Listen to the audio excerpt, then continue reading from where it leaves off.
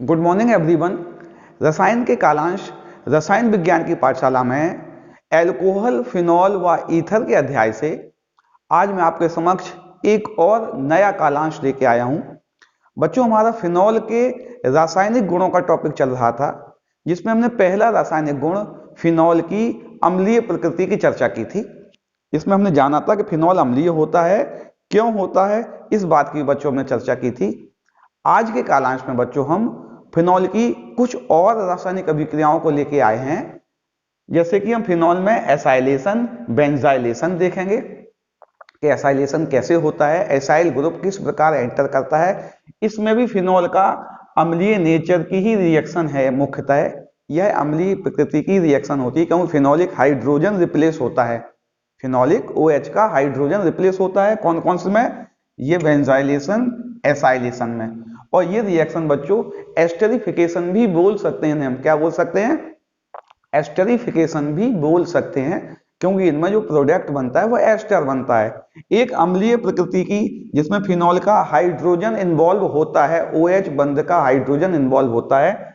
Grignard reagent से reaction भी है। इसमें हम एलिफेटिक और एरोमेटिक हाइड्रोकार्बन्स बना सकते हैं। उपरोक्त तीनों रिएक्शन में जो OH बंध होगा फिनॉल का, उसका यह हाइड्रोजन हटेगा और हाइड्रोजन हटकर इसकी केमिकल रिएक्शन होगी।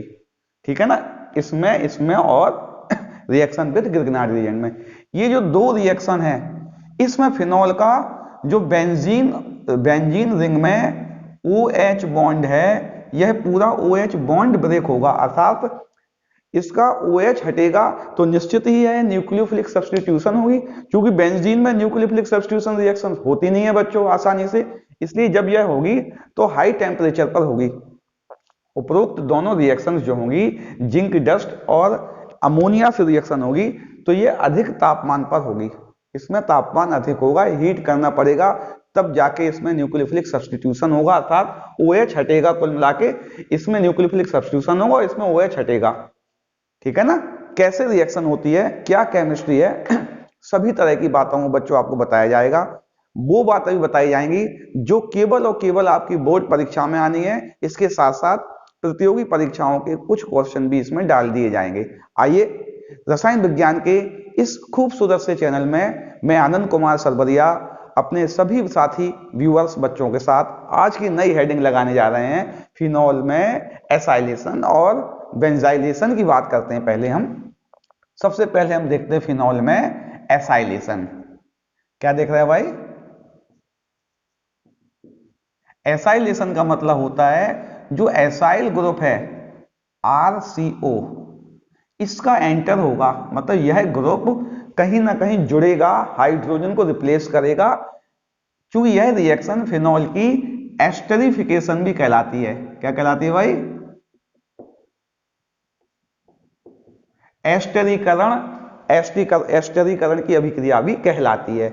जब फिनॉल को पूरा लिख दें, बोर्ड को यूज कर लेना। जब फिनॉल को, ये हमने फिनॉल लिखा, ये फिनॉल है। जब फिनॉल को एसिड हैलाइड, कैसा ले लिया हमने बेटा? एसिड हैलाइड, यानी कि CH3COCl, और कोई बेस ले लिया। क्या ले लिया भाई? कोई बेस ले लिया। पिरिडीन अच्छा बेस होता है, क्योंकि इसमें नाइट्रोजन आता है, उस पर लोन पेयर इलेक्ट्रॉन्स होते हैं। यानी हमने क्या ले लिया? कोई भी बेस ले लिया, क्षारक ले लिया, उसकी उपस्थिति में यदि रिएक्शन कराएं तो इसका जो हैलोजन है और हाइड्रोजन एलिमिनेट हो जाता है और एसाइल ग्रुप इसमें जुड़ जाएगा। क्या हो जाएगा बच्चों? अगर हम देखें तो O और यहां C double bond O, CH3 enter हो गया। चूंकि ये फिनाइल है, इसको, ये मुख्यतः एसीटेट था और इसमें फिनाइल जुड़ा हुआ है, तो क्या नाम हो गया? Phenyl acetate. फिनाइल एसीटेट बन गया। HCl इसमें से बच्चों निकल जाएगा। क्या निकल जाएगा? HCl इसमें से निकल जाएगा। ये सामान्यतः आप बोर्ड की कक्षाओं के लिए डायरेक्ट एसाइलेशन की रिएक्शन लिख सकते हैं, सीधे एसाइलेशन की रिएक्शन लिख सकते हैं। अच्छा, इसमें होना क्या है वैसे हम देखें, इसकी अगर मैकेनिज्म की चर्चा करें, हम किसकी चर्चा करें, इसकी क्रियाविधि की चर्चा करें कि यह किस प्रकार हुआ होगा। सबसे पहले स्टेप में क्या हुआ होगा बेटा, ये जो बेस है, जो बेस है,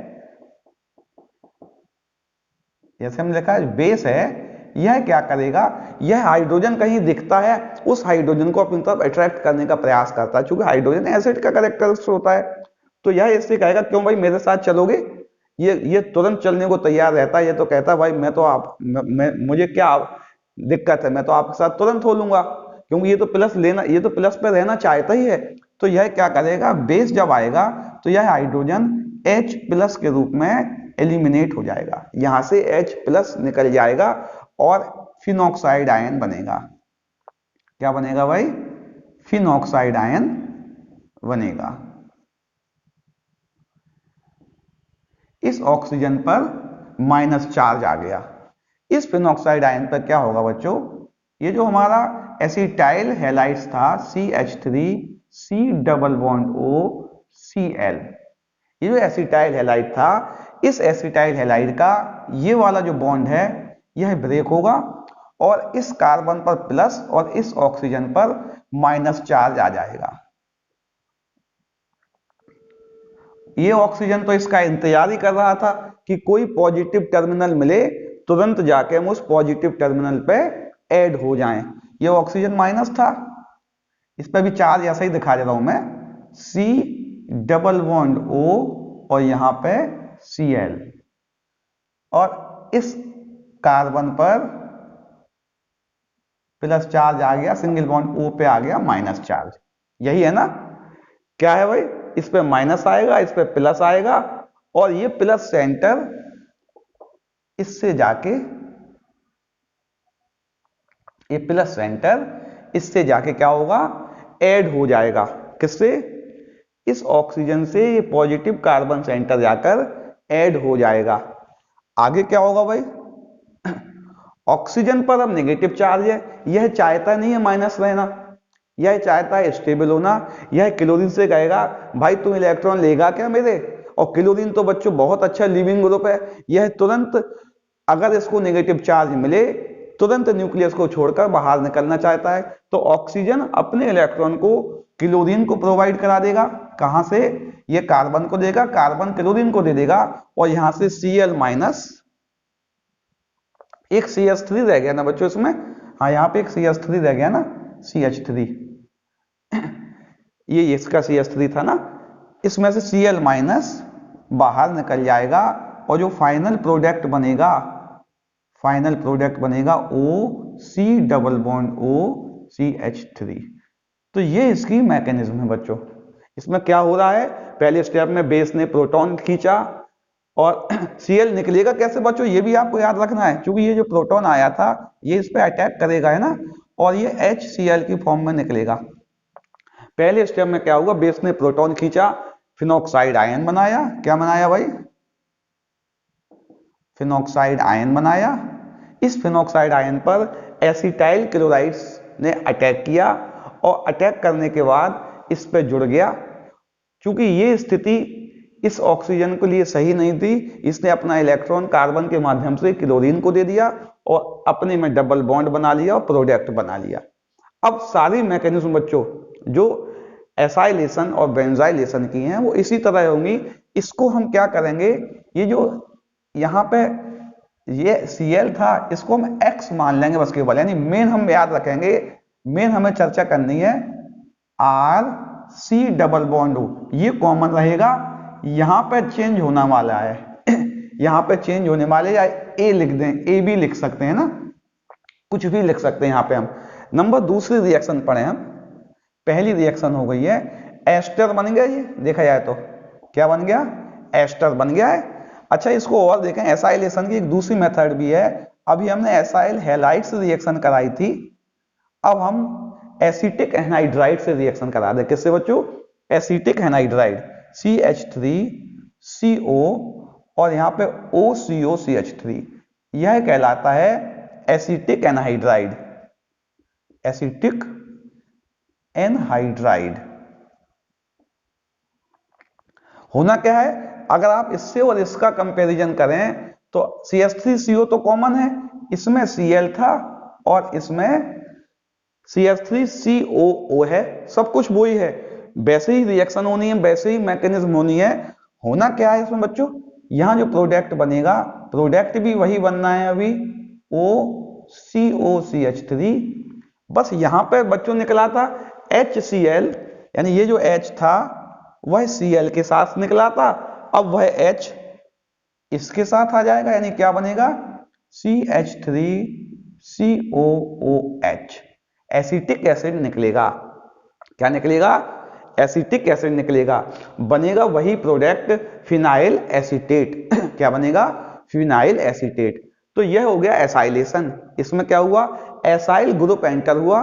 कौन सा ग्रुप एंटर हुआ, एसाइल ग्रुप एंटर हुआ, किसके स्थान पर, हाइड्रोजन के स्थान पर एसाइल ग्रुप एंटर होने के कारण यह जो रिएक्शन है, यह रिएक्शन एसाइलेशन कहलाई। क्या कहलाई बच्चों, यह एसाइलेशन रिएक्शन कहलाई। अच्छा, एक रिएक्शन बिल्कुल सेम है, यदि हम क्या करें, फिनाइल ग्रुप को, मतलब बेंजोइल ग्रुप को एंटर कर दें, किसको, बेंजोइल ग्रुप को, और बेंजोइल ग्रुप को एंटर करेंगे अगर, जैसे हमने लिखा फिनॉल, अब हमने करा दी C6H5COCl से, अर्थात हम बेंजोइल ग्रुप को एंटर कर रहे हैं, रिएक्शन उसी से होनी है। बेस इसमें भी रहता है बच्चों, बेस इसमें भी रहता है, इसमें भी बेस रहता है, यही भी बेस की प्रेजेंट में होती है। होना क्या है इसमें, इसमें जो हाइड्रोजन है इसकी जगह पे यह बेंजोइल ग्रुप आ जाएगा। क्या आ जाएगा, बेंजोइल ग्रुप आ जाएगा, यानी क्या बनेगा, COC6, एक O पहले से भी था ना इसमें, हाँ, OCOC6H5, यानी ये फिनाइल बेंजोएट बन गया। क्या बन गया, फिनाइल बेंजोएट बन गया। उपरोक्त तीनों रिएक्शंस एस्टरिफिकेशन रिएक्शंस भी कहलाती हैं, क्योंकि इनमें जो प्रोडक्ट बना है वह एस्टर बना है। क्या बना है, ROCOR। क्या बना है, ROC डबल बॉन्ड OR बना है। ये फिनाइल है, कोई बात नहीं, यह एल्काइल और फिनाइल है, चूंकि एस्टर बना है, एस्टरिफिकेशन हो गई, ये एस्टरिफिकेशन रिएक्शंस भी कहलाती है। तो हमने इस बात को जान लिया बच्चों कि जो फिनॉल है, फिनॉल का एसाइलेशन भी होता है, फिनॉल का बेंजाइलेशन भी होता है। उपरोक्त दोनों ही रिएक्शंस में फिनॉल के OH बंध का हाइड्रोजन रिप्लेस होता है क्रमशः एसाइल से और बेंजाइल से, इसीलिए इस रिएक्शन को एसाइलेशन और बेंजाइलेशन रिएक्शंस कहते हैं। मैकेनिज्म में आपको एक ही तरह से लिखना है बच्चों, एक मैकेनिज्म हमने आपको बताई है, पहले H जाएगा बेस से, फिर यहां जो आना है, कोई बात नहीं, एसिटिक एनाइड्राइड में यहाँ OCOCH3 है और उसमें OCOC6H5 है, कोई अंतर नहीं है बच्चों, मैकेनिज्म एक ही है। आप इसको नोट करो, अगली रिएक्शन की चर्चा करते हैं। नोट कर लो, मिटा दें इसको फिर नोट करके। ये हमने अब ये पढ़ लिया अभी तक कि फिनॉल का हाइड्रोजन रिप्लेस होता है उपरोक्त केमिकल रिएक्शन में, जिसमें एसाइलेशन पढ़ी हमने, ये एसाइल ग्रुप हाइड्रोजन को रिप्लेस कर देगा, यहां पर भी एसाइल ग्रुप हाइड्रोजन को रिप्लेस कर देगा, और यहां पर बेंजोइल ग्रुप हाइड्रोजन को रिप्लेस कर देगा। तीनों ही रिएक्शन बेस की प्रेजेंट में हो रही थी, यानी यहां पे एसाइल आ जाएगा, यहां पर भी एसाइल आ जाएगा और यहां बेंजोइल आ जाता, यानी प्रोडक्ट क्या बना था, फिनॉल से इसका हाइड्रोजन हट गया और COCH3 आ गया। इसमें भी यही हुआ था, हाइड्रोजन हट गया और COCH3 आ गया था, और इस रिएक्शन में भी हाइड्रोजन के स्थान पर COC6H5 आ गया था। ये बेंजोइलेशन था, ये एसाइलेशन था। OH बंध की एक दो रिएक्शंस और भी हैं जिसमें हाइड्रोजन हटना है। जब फिनॉल को ग्रिग्नार्ड रिएजेंट से केमिकल रिएक्शन कराते हैं तो एल्केन्स और बेंजीन्स बन सकते हैं, यानी एलिफेटिक और एरोमेटिक हाइड्रोकार्बन्स आसानी से बना सकते हैं। यहां जितने कार्बन लेंगे वही कार्बन का हाइड्रोकार्बन बन जाएगा। यदि 2 कार्बन का इथाइल ग्रुप लेंगे तो एथेन बन जाएगा, यदि मिथाइल ग्रुप लेंगे तो मेथेन बन जाएगा, और फिनाइल ग्रुप लेंगे तो बेंजीन बन जाएगा। होना क्या है बच्चों, इन रिएक्शंस में ये जो हाइड्रोजन है वह हाइड्रोजन इसके साथ निकल जाएगा। किसके साथ? इनसे हाइड्रोजन दोस्ती कर लेगा और यहाँ पे हाइड्रोजन निकलेगा CH4 के फॉर्म में, क्योंकि H यहाँ है, CH3 इसका, और इसका हाइड्रोजन निकलेगा C6H6 के फॉर्म में। रिमेनिंग बचा MgBr, तो MgBr H के स्थान पर आ जाएगा, यानी क्या बनेगा? बनेगा यहाँ पे बेंजीन, तो है ही फिनाइल मैग्नीशियम ब्रोमाइड, फिनॉक्सी है, अच्छा फिनॉक्सी है ना, और MgBr, ठीक है ना, फिनॉक्सी मैग्नीशियम ब्रोमाइड बना। यहां पर भी यही बनेगा बच्चों, क्या बनेगा? बेंजीन आएगा और वो आ गया MgBr। यानी हुआ क्या है? हाइड्रोजन रिप्लेस हो गया MgBr से, और जो प्रोडक्ट बना यह मेथेन बना। क्या बना भाई? यह मेथेन बना और यह बेंजीन बना। अर्थात फिनॉल से OH बंध की जो रासायनिक अभिक्रियाएं हो रही थी वो सब तरह की रिएक्शन कंप्लीट हो चुकी हैं बच्चों। पहले हमने एसिडिक नेचर में पढ़ा था, इसके अलावा कुछ और रिएक्शंस भी थी जिसमें acylation, benzoylation, reaction with Grignard reagent भी इसी तरह की केमिकल रिएक्शन में सम्मिलित है। अब अगली हेडिंग लगाते हैं हम कि जो फिनॉल है, ये जो हमारा फिनॉल है, इस फिनॉल में ये कार्बन ऑक्सीजन बॉन्ड ब्रेक होगा। कौन सा बॉन्ड ब्रेक होगा हमारा? कार्बन ऑक्सीजन बॉन्ड ब्रेक होगा। बच्चों यह बॉन्ड आसानी से ब्रेक नहीं होता है, नॉर्मल कंडीशनों में ये रिएक्शन नहीं होती है। इसके लिए तो टेम्परेचर भी चाहिए, और जो हमारी रिएक्टेंट स्पीसीज है वह भी एक्टिव होना चाहिए, वह तुरंत ऑक्सीजन पर अटैक करे और उसको तोड़ने के लिए सहायक होनी चाहिए। तो होना क्या है, यदि हम, ये बहुत फेमस रिएक्शन है बच्चों, इंटरचेंज में बहुत काम आती है कि फिनॉल की, किसकी बच्चों? इसको ऊपर लिख दें, फिनॉल था हमारा,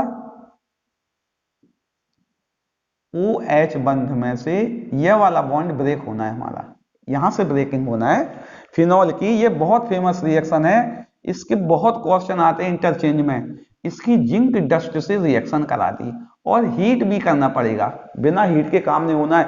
वैसे ही जिंक डस्ट बच्चों बहुत एक्टिव होती है, क्योंकि कोई भी मेटल्स होती है वो पाउडर्ड फॉर्म में बहुत ज्यादा एक्टिव होती है, उसकी सरफेस एरिया बढ़ने से उसकी एक्टिविटी बढ़ जाती है, उसकी रिएक्टिविटी बढ़ जाती है। यह लुईस एसिड का काम करती है। किसका काम करती है बच्चों? यह लुईस एसिड का काम करती है। इसके बाद जो भी मेटल्स होती है, ट्रांजिशन मेटल्स, वो अच्छे इलेक्ट्रॉन एक्सेप्टर होती हैं, लुईस एसिड का काम करती है। यह जाकर इस ऑक्सीजन पर अटैक करेगी, इस ऑक्सीजन पर अटैक करेगी, इसके लोन पेयर पर, लोन पेयर लेकर इसको कमजोर करेगी और इस बॉन्ड को ब्रेक कर देगी बीच से, और ऑक्सीजन को अपने साथ ले लेगा। हाइड्रोजन इसी में चले जाएगा बच्चों, है ना। तो क्या बनेगा? बेंजीन बनेगा और जिंक ऑक्साइड निकल जाएगा। यानी क्या बन गया? बेंजीन बन गया। जब हम इसको जिंक डस्ट से रिएक्शन कराते हैं तो बेंजीन बनता है बच्चों। कन्वर्जन में बहुत काम आने वाली है। जब हम कन्वर्जन रिएक्शंस कराएंगे आपको, तो ये बेंजीन बनना, फिनॉल से डायरेक्ट बेंजीन बनना बहुत काम की रिएक्शंस है। इसकी कन्वर्जन में बहुत उपयोगिता आएगी, इसको हम बताएंगे। तो इसमें हमने देखा कि OH पूरा हट गया और बेंजीन बन गया, जिंक ऑक्साइड निकल गया। अगला देखें, यदि हम फिनॉल को एमोनिया से रिएक्शन करा दें, किससे करा दें भाई? एमोनिया से। बच्चों अमोनिया डायरेक्ट इससे रिएक्शन नहीं करेगी, क्योंकि इस पर भी लोन पेयर इलेक्ट्रॉन्स है, इस पर भी लोन पेयर इलेक्ट्रॉन्स है। कोई ऐसा पदार्थ चाहिए हमें, कोई ऐसा पदार्थ चाहिए जो इसके लोन पेयर लेकर इसको बिजी कर दे, इसको तोड़ दे, और टेम्परेचर भी दो हमें, तभी यह जाएगा। आसानी से नहीं जाने वाला अमोनिया, रिप्लेस कर नहीं पाएगा आसानी से। होगा क्या? अमोनिया में होता है वैसे HNH2, लेकिन ये काम नहीं कर पाएगा, अकेला होगा तो काम नहीं करेगा। लेकिन यहाँ पे क्या लिया? Anhydrous ZnCl2। ये हम पहले बता चुके हैं, लुकास रिएजेंट की रिएक्शन बताई थी। ये लुईस एसिड की भांति बिहेवियर करता है, तुरंत इलेक्ट्रॉन को एक्सेप्ट करने का प्रयास करता है। और हमने लगभग 675 केल्विन टेम्परेचर लिया, हीट भी किया साथ में इसे। तो यह अटैक करेगा इस ऑक्सीजन पर और इस बॉन्ड को ब्रेक करेगा। किसको? इस बॉन्ड को ब्रेक करेगा, पूरे OH बॉन्ड को ब्रेक कर यहां NH2 को एंटर करा देगा। किसको एंटर करा देगा? NH2 को एंटर करा देगा और यहां से H2O का निष्कासन हो जाएगा और एमाइन बनेगा। क्या बनेगा भाई? एमीन बनेगा। ये रिएक्शन बच्चों बहुत काम में आने वाली है। क्यों काम में आने वाली है? अगर इसमें आप कन्वर्जन करना है, किसी का किसी में कन्वर्जन करना है, बहुत आसानी से हो सकता है बच्चों। देखिए, एमीन से हम बेंजीन डाइअजोनियम क्लोराइड बना सकते हैं। क्या बना सकते हैं? जैसे हमने फिनॉल लिखा, ये फिनॉल आया, फिनॉल है, फिनॉल से हम बेंजीन बना दें। क्या बन गया बेंजीन भाई? बेंजीन बन गया। जिंक डस्ट से रिएक्शन करा दी। किससे करा दी भाई? Zinc dust. देखिए, एक सिंपल कन्वर्जन बताते हैं।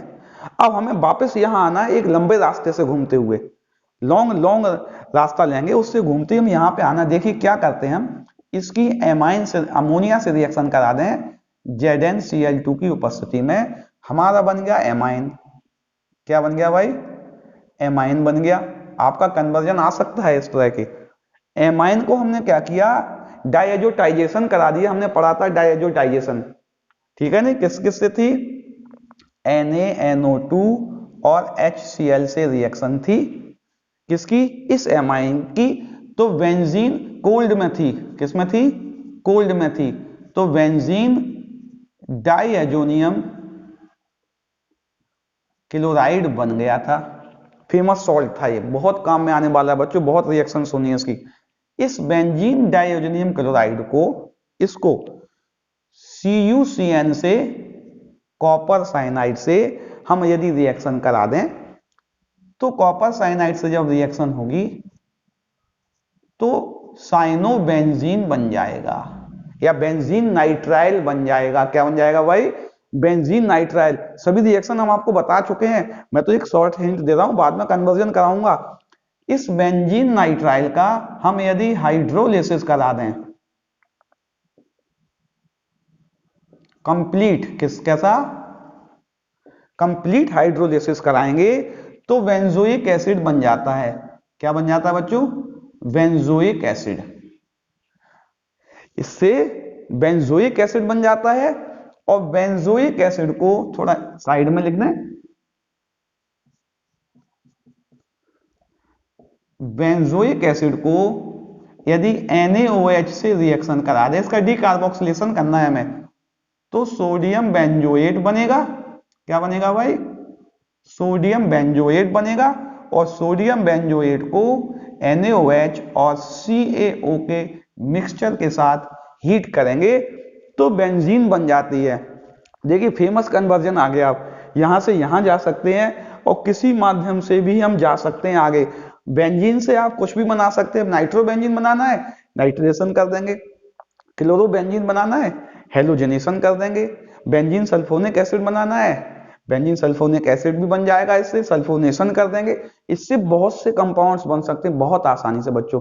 ये कन्वर्जन बहुत काम में आने वाला है आपको, इसको भी नोट कर लीजिए। अगले कालांश में जो OH बंद की रिएक्शन थी, इससे हटके हम बेंजीन नाभिक की रिएक्शंस पढ़ेंगे। बहुत महत्वपूर्ण रिएक्शन है बच्चों। और बेंजीन का सबसे महत्वपूर्ण प्रॉपर्टी इलेक्ट्रोफिलिक सब्स्टिट्यूशंस है। और बेंजीन नाभिक में होने वाली इलेक्ट्रोफिलिक सब्स्टिट्यूशंस रिएक्शन की चर्चा करेंगे। आज के लिए इतना ही बच्चों। उपरोक्त टॉपिक को आप नोट कीजिए, इसको आप नोट कर लेना बच्चों। नोट करना, अगर थोड़ा टाइम हो जाता है मैं जल्दी इरेज करता हूं, आप पॉज कर लेना, पॉज करके नोट कर लेना। अगले कालांश में नए कॉन्सेप्ट के साथ हम पुनः मिलते हैं।